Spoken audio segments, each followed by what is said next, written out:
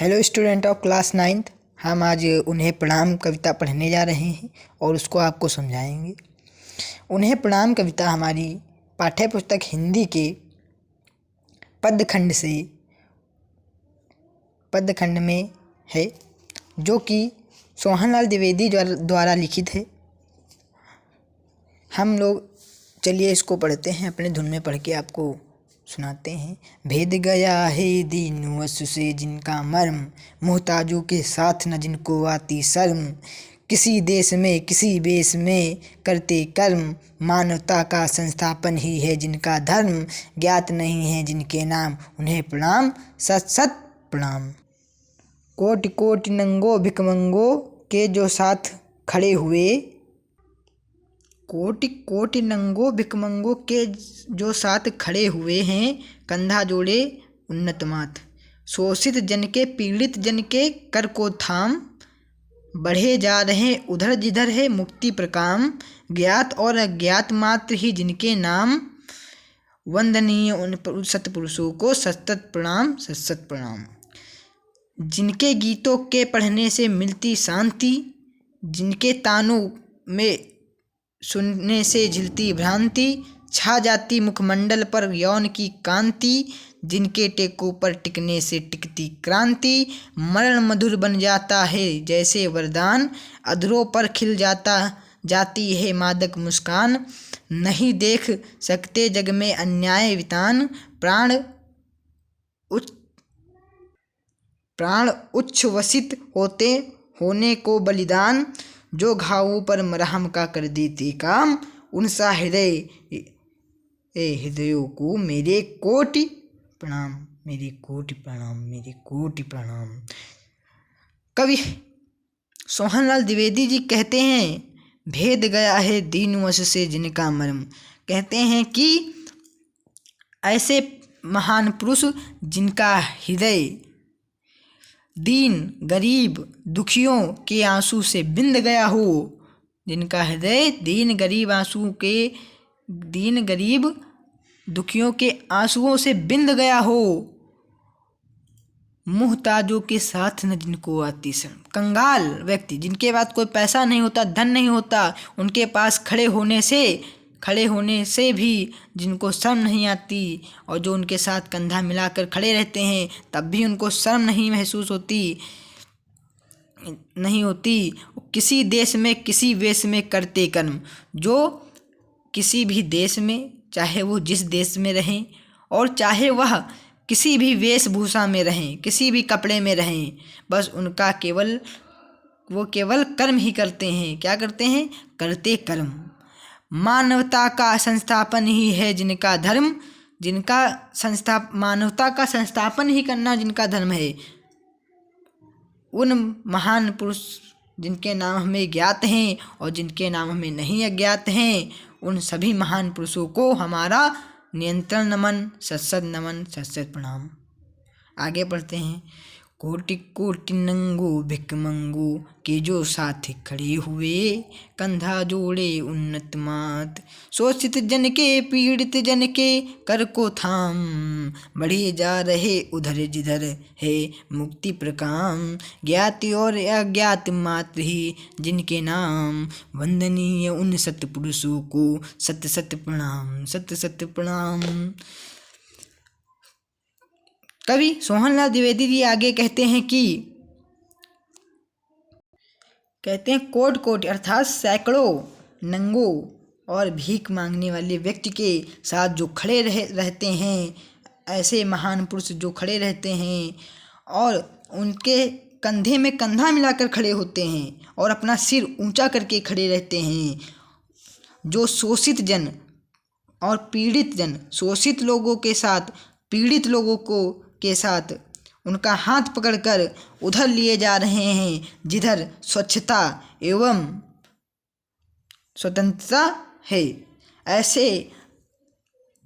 ऐसे महान पुरुष जिनके नाम हमें ज्ञात हैं और जिनके नाम हमें नहीं अज्ञात हैं, उन वंदनीय सत्पुरुषों को मेरा नमन है, प्रणाम है, सैकड़ों बार प्रणाम है। कवि सोहनलाल द्विवेदी जी आगे कहते हैं, जिनकी गीतों के पढ़नों से मिलती शांति, जिनको की तानों में सुनने से झिलती भ्रांति, छा जाती मुखमंडल पर यौवन की कांति, जिनकी टेकों पर टिकने से टिकती कांति। कहते हैं कवि सोहनलाल द्विवेदी जी कहते हैं, ऐसे महाकवि जिनकी गीत को सुनकर अंदर का हृदय जो है उसको शांति प्राप्त होती है, उन सभी गीतों को सुनकर हृदय को शांति प्राप्त होती है, और जिनके तानों में सुनने से झिलती भ्रांति, जिनके रचनाओं को सुनने से ही हृदय का भ्रम दूर हो जाता है और हृदय को शांति की प्राप्ति होती है। किसकी? शांति की। हृदय को शांति मिलती है। जो अंदर हृदय की भ्रांति अर्थात व्याकुलता होती है मन की, वह शांत हो जाती है और हृदय को क्या मिल जाती है? शांति मिल जाती है। ऐसे वंदनीय कवियों को सोहनलाल द्विवेदी जी शत बार प्रणाम करते हैं, शत प्रणाम करते हैं, सैकड़ों बार प्रणाम करते हैं। छा जाती मुखमंडल पर यौवन की कांति, कह रहे हैं कि जिनकी कविताओं अर्थात रचनाओं को सुनकर मुख पे एक ओज और वीरता छा जाती है, और जिनकी कविताओं के आशय से वीर रस अर्थात उत्साह जागृत होता है क्रांति के लिए जिनकी कविताओं को सुनकर हृदय में उत्साह जागृत होता है। ऐसे महान कवियों को सोहनलाल द्विवेदी जी कोटि कोटि प्रणाम करते हैं। आगे, मरण मधुर बन जाता है जैसे वरदान, अधरों पर खिल जाती है मादक मुस्कान, वहीं देख सकते जग में अन्याय वितान, प्राण उच्छ्वसित होने को बलिदान। मैं आपको फिर से बताता हूँ, मरण मधुर बन जाता है जैसे वरदान अर्थात ऐसे कवि जिनकी गीतों को सुनकर हमें ऐसी शक्ति प्रदान होती है जिसके कारण हमारी मृत्यु भी वरदान के समान प्रतीत होने लगती है, और ओठों पर अधरों अर्थात ओठों पर एक अलग ही मुस्कान छा जाती है। ऐसे कवि जो संसार में हो रहे अन्याय को फैलते हुए नहीं देख सकते और उसके खिलाफ अपना कलम उठा लेते हैं, और ऐसे कवि जिनका जीवन बलिदान के लिए ही सांसें लेता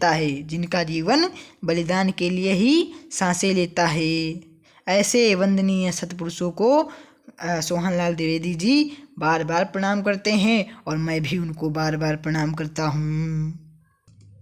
जो घावों पर मरहम का कर देते काम, अर्थात जो दुख को सुख में बदलने के लिए मरहम का काम करते हैं। जिस प्रकार किसी के चोट लग जाती है तब उसके मरहम लगा देते हैं, वो ठीक हो जाता है, ठीक उसी प्रकार यहाँ पर ऐसी कविता जिसको सुनकर हमारे दुख दूर हो जाते हों और उस पर मरहम का काम हो जाता हो, ऐसे सुंदर हृदय वाले व्यक्तियों को मेरे कोटि कोटि प्रणाम, मेरा कोटि कोटि प्रणाम। ये कौन कह रहे हैं? सोहनलाल द्विवेदी जी कह रहे हैं। उन सा हृदय वाले व्यक्तियों को, सुंदर हृदय वाले व्यक्तियों को मेरा कोटि कोटि नमन है, और मेरा भी उन सुंदर हृदय वाले व्यक्तियों का कोटि कोटि नमन है। ये कोई और नहीं, ये वो झांसी वाली रानी हैं, ये भगत सिंह हैं, ये महात्मा गांधी हैं, ये चंद्रशेखर आज़ाद हैं, और ये सदगुरु, और ये खुदीराम बोस हैं,